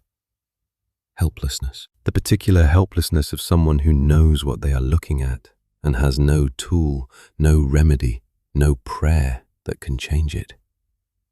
The king was informed. Henry came to the door of the chamber repeatedly asking for news. His mood swung between hope and something darker, a kind of furious helplessness that the courtiers recognized and feared. He could conquer nations, remake religions, dissolve centuries of tradition with a stroke of his pen, but he could not reach into the body of his wife and pull out the invisible thing that was killing her. On the night of October 23rd, Eleanor sat beside the bed in the candlelight and watched Jane sleep. The Queen's breathing was audible now, a thin, raspy sound that filled the gaps between the crackling of the fire. Her face, which had once been described by the portrait painter Hans Holbein as fair and composed, was wasted, the skin drawn tight across the bones, the colour of old parchment. Her lips moved occasionally, forming words that had no sound, prayers or names or fragments of memory that surfaced and sank again in the tidal drift of delirium. Eleanor held her hand. She did not pray. She had been praying for 6 weeks, to St. Margaret, to the Virgin, to God himself. And the prayers had done what prayers sometimes do, which is nothing visible. She simply sat and held the hand and listened to the breathing and waited for whatever was going to happen next. On October 24th, 1537, 12 days after she gave birth to the prince who would become King Edward VI, Queen Jane Seymour died in her apartments at Hampton Court Palace. She was approximately 28 years old. She had been queen for less than 17 months. She had done the one thing that Henry had asked of every wife he had ever taken. She had given him a son, and it killed her. The room fell quiet. The candles burned. The tapestries hung motionless on the walls, absorbing the silence the way they had absorbed the smoke and the perfume and the screams and the prayers for the last 6 weeks. Eleanor knelt beside the bed and held a hand that was no longer warm. Around her, the other ladies wept, and somewhere beyond the sealed door, a man who was a king and a father and now, for the 3rd time, alone, received the news that would haunt him for the rest of his life. Henry wore black for 3 months. He did not remarry for nearly 3 years. When he died in 1547, 10 years later, he was buried beside Jane Seymour at St. George's Chapel, Windsor. She was the only wife he chose to spend eternity with. Whatever that means, if it means anything at all, it is a fact that sits in the record like a stone in the riverbed, worn smooth by the current of centuries. Let us step back now. Let us lift our eyes from the bedside and look at the broader canvas, because there are patterns here that deserve to be seen, and they are not visible from inside the lying-in chamber. The first pattern is the most obvious and the most devastating. The gap between wealth and medical knowledge. Jane Seymour had access to the finest medical care available in Tudor England. She had the king's personal physician. She had the most experienced midwife in the kingdom. She had a room furnished with thousands of pounds worth of tapestries, linens, and provisions. She had, quite literally, every advantage that her civilization could provide. And none of it could save her, because the fundamental understanding of disease was wrong. Wealth could buy comfort, it could buy beauty, it could buy the illusion of safety, but it could not buy the knowledge that would not exist for another 300 years. There is something humbling in this. All the gold in England could not outrun a bacterium. The second pattern is the performance of suffering. Jane Seymour laboured for 2 days and 3 nights without, as far as any record tells us, ever losing her composure. She did not scream, or if she did, no one recorded it. She did not curse or rage or demand that the pain be stopped. She endured, and her endurance was not merely physical, it was political. A queen who screamed in labour was a queen who displayed weakness, and weakness in the Tudor court was dangerous. The performance of calm, of control, of serene acceptance of agony was not a personal choice. It was a requirement of the role. The queen's body was not hers. Her pain was not hers. Even her screams, had she allowed them, would have belonged to the crown. The third pattern is the invisible labour of the women who served. Eleanor and the other ladies of the lying-in chamber spent 6 weeks in a sealed, suffocating room. They slept on floors. They breathed toxic air. They witnessed the most extreme physical suffering that the human body can produce. They held the Queen's hand while she died. And their names, for the most part, do not appear in the historical record. The documents that survive from 1537 record the date of the prince's birth, the details of his christening, the cost of the tapestries, the names of the noblemen who attended the ceremony. They do not record the names of the women who changed the Queen's linens, or who emptied the chamber pots, or who stayed awake through the long nights, listening for the sound of breathing that might stop. The fourth pattern is the Reformation's quiet cruelty. In 1537, England was in the middle of the most violent religious upheaval in its history. Henry had broken with Rome. The monasteries were being dissolved. The relics that had sustained women through centuries of childbirth, the girdles, the saints' bones, the prayer rolls, the eagle stones blessed by monks, were being confiscated and destroyed. The Bishop of Salisbury had already ordered that midwives in his diocese could no longer use girdles, purses, or measures of Our Lady. Protestant reformers saw these objects as superstition, as relics of a corrupt Catholic Church that had exploited the fears of ordinary people. But consider this.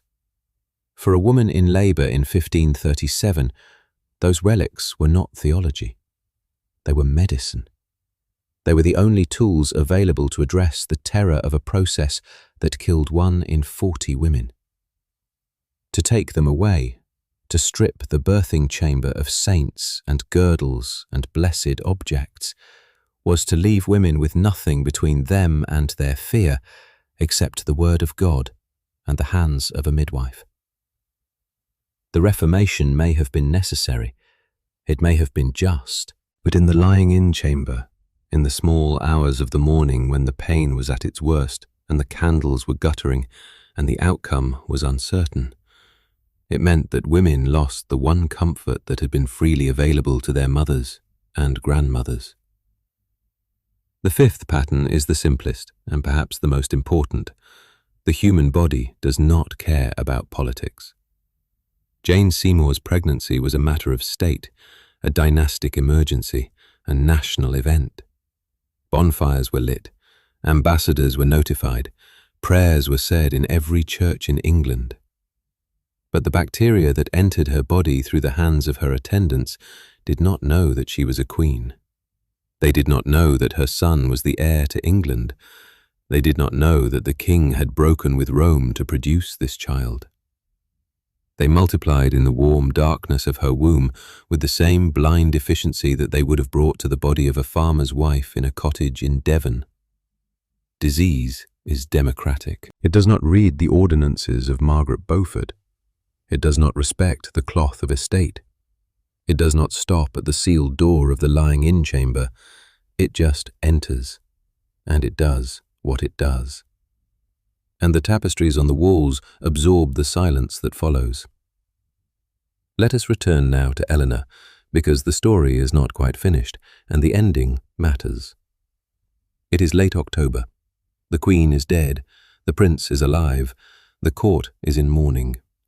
Henry has retreated to his private apartments, and the palace, which was so recently vibrating with the anticipation of a royal birth, is quiet in the way that a house is quiet after a funeral. Not peaceful, but emptied. The lying-in chamber is being dismantled.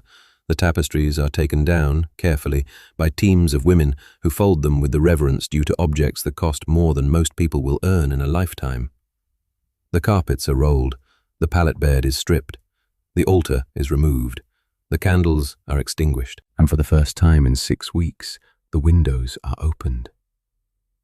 Eleanor stands by the window.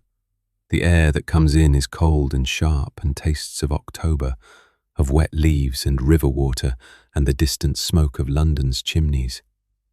She breathes it in, and the sensation is so vivid, so clean after weeks of suffocating perfume and wood smoke that she has to steady herself against the wall.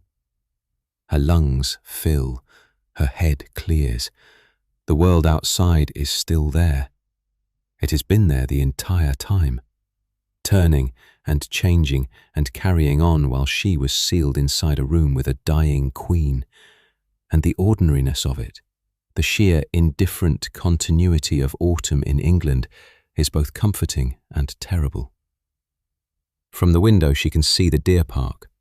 The herd is grazing near the far tree line, their shapes indistinct in the late afternoon light. A gardener is raking the gravel path that leads toward the formal gardens, his movements slow and mechanical, the sound of the rake carrying across the still air with a quiet regularity that feels almost sacred in its normalcy. The Thames is high, the autumn rains have swelled it, and the barges that move along its surface ride lower in the water than they did 6 weeks ago. 6 weeks. It feels like 6 months. It feels like 6 years. She thinks about Jane, not the Queen, Jane, the woman who liked quail and prayed quietly and smiled at her son with an expression of pure recognition. The woman whose hand she held while the fever burned through her body. The woman who did everything right, everything that was asked of her, everything that the kingdom required, and died anyway. Eleanor thinks about the small things, because the small things are what she has. The way Jane's hair, which was a pale gold that the portrait painters rendered as something richer and more flattering, looked in the candlelight when it was unbraided for the night, falling across the pillow in fine strands that caught the light like threads of silk. The way Jane held her cup when she drank, both hands wrapped around it, as though the warmth of the caudle or the wine mattered more than the taste. The way she said thank you to the women who served her, which sounds like a small courtesy, but was not a given in a world where queens were not required to thank anyone. And the fact that Jane did it, consistently, without making a performance of it, told Eleanor something about her character that no portrait or state document could capture. She thinks about the last conversation she had with Jane, if it could be called a conversation. It was on October 22nd, 2 days before the end. The Queen was feverish but lucid, or partly lucid, her eyes focused with an intensity that came and went like light behind clouds. She looked at Eleanor, and for a moment the court mask dropped entirely, and the woman beneath it was visible, raw and frightened, and younger than Eleanor had ever realized. Jane said something. Eleanor leaned close to hear it. The words were quiet, barely formed, more breath than voice. Eleanor is not entirely sure what Jane said, and she will spend years turning the phrase over in her memory, examining it from different angles, trying to determine whether she heard what she heard, or whether her own grief reshaped the sounds into words she needed to hear. What she thinks Jane said was this: "Is he well?" Meaning the boy, meaning Edward, meaning the child for whom all of this, every sealed window and burning herb and hour of suffocating darkness, had been endured. Eleanor told her yes. The prince was well. He was healthy and strong and beautiful. And Jane closed her eyes, and something in her face relaxed, and that was the last real exchange between them. Eleanor does not know about bacteria. She does not know about puerperal fever. She does not know that the sealed room, the very thing that was supposed to protect the Queen, may have contributed to her death. She knows only that Jane is gone, and that the prince is alive, and that the king is grieving, and that tomorrow there will be new duties and new requirements, and the slow, relentless machinery of court life grinding forward into whatever comes next. The court is already adjusting. That is what courts do. Within hours of the Queen's death, the Privy Council convened to discuss the succession, the funeral arrangements, and the question that hung over everything like a second bereavement. When would the king marry again? Henry was 46, in failing health, and had only one legitimate male heir, an infant. The dynasty remained fragile. Another wife would be needed. Another queen would take Jane's apartments, sit beneath Jane's cloth of estate, sleep in Jane's bed. The personal grief of the king was real, but it existed within a political structure that did not permit extended mourning. The kingdom needed an heir and a spare, as the saying would go in later centuries, and one prince was not enough to secure the Tudor line. But that was the Privy Council's problem, not Eleanor's. Her concerns were smaller and more immediate. She was tired in a way that sleep alone could not fix.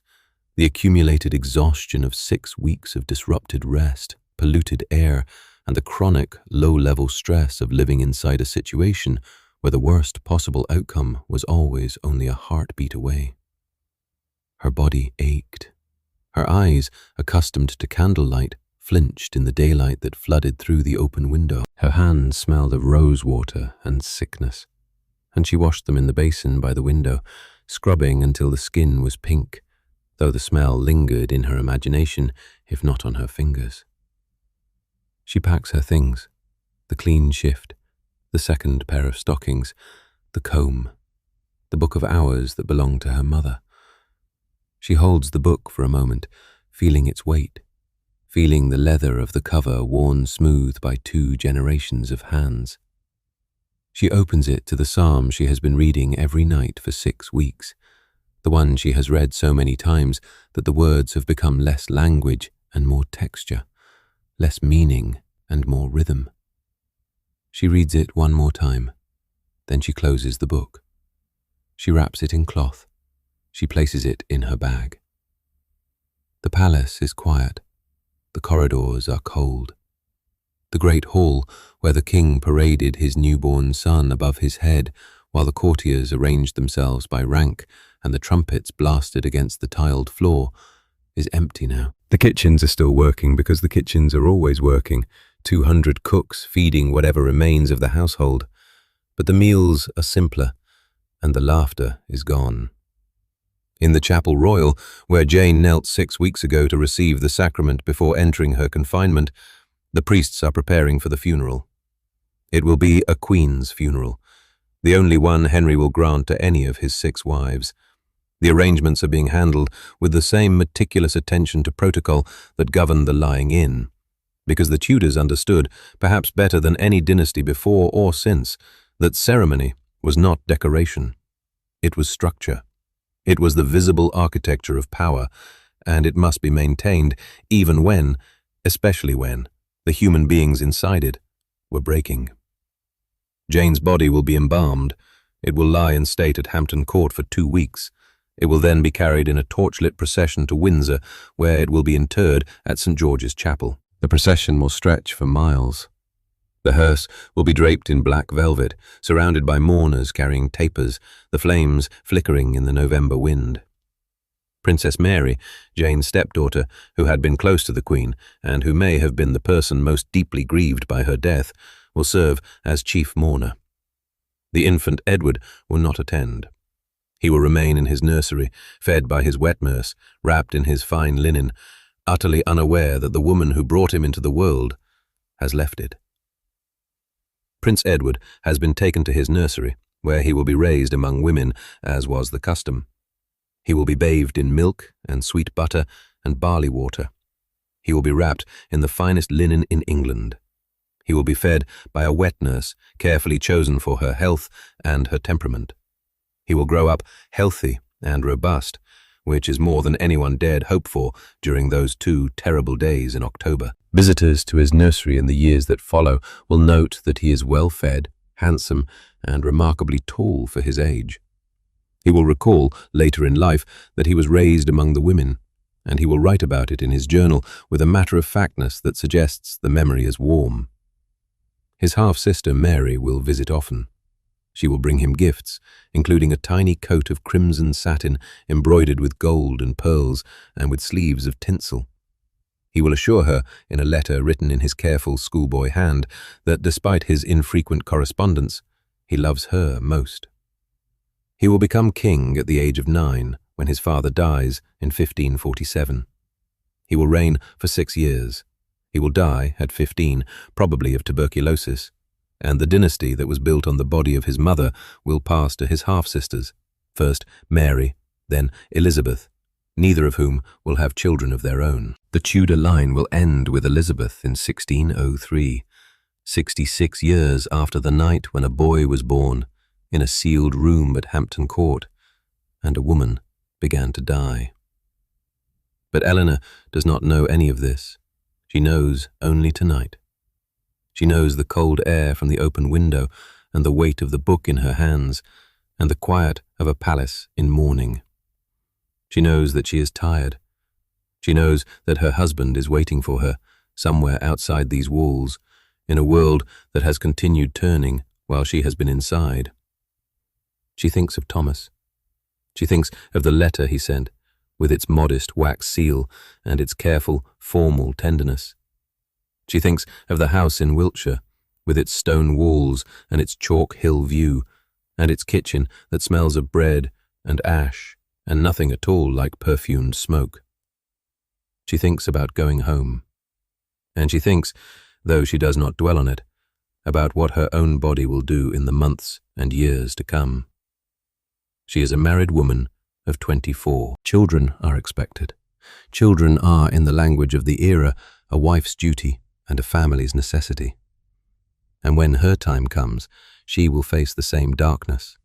Not the same tapestries, not the same relics, not the same midwife with her eagle stones and her ground pearls, but the same fundamental uncertainty, the same roll of the dice that a woman takes every time she brings a child into the world, the same 1 in 40 odds, the same prayers to the same saints, the same hope.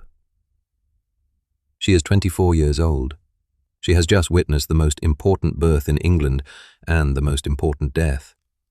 She has held a queen's hand while the queen's life slipped away. She has breathed bad air and prayed to saints who could not help, and watched a midwife apply remedies that were as beautiful as they were useless. And the room she will lie in when her own time comes will be smaller and plainer and lit by fewer candles. But the bacteria, should they find their way to her, will not know the difference.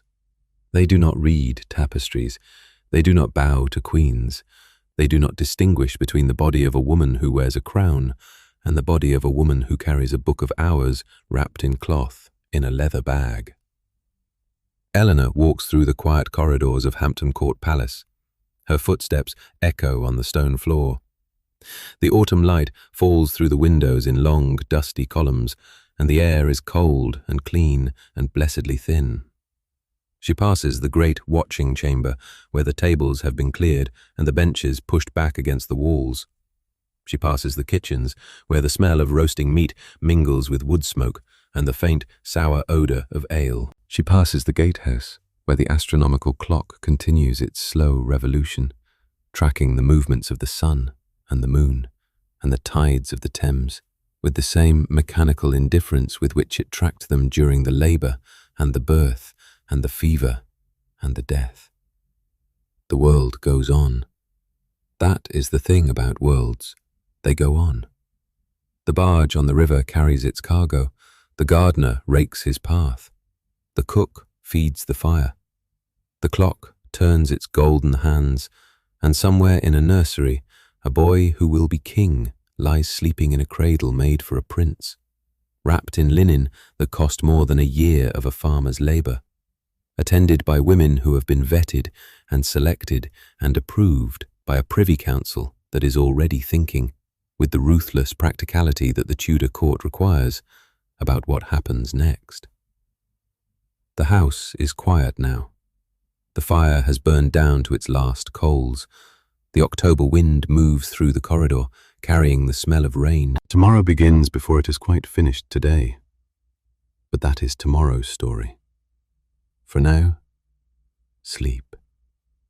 Wherever you are tonight, whatever the hour, I hope this was good company. Good night, friend. We have been somewhere real tonight.